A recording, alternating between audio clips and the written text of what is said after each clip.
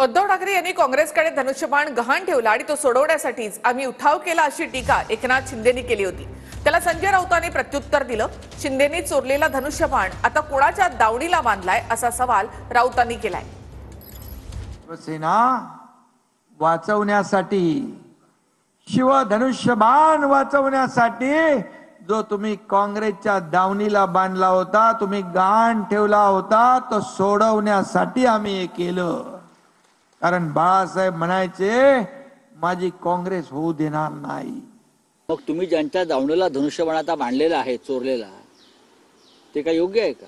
रोज उठून तुम्ही दिल्लीला उठाबशा काढताय, रोज उठून तुम्ही दिल्लीला ज्या उठाबशा काढताय त्या बाळासाहेब ठाकरेंना, माननीय शिवसेना प्रमुखांना मान्य आहेत का? त्यांना आत्मचिंतनाची गरज आहे। त्यांना जर आत्मचिंतनाला कुठे जायचं असेल तर कामाख्या मंदिरामध्ये असेल किंवा अन्य कुठे जायचं असेल, त्यांनी जावं आणि आत्मचिंतन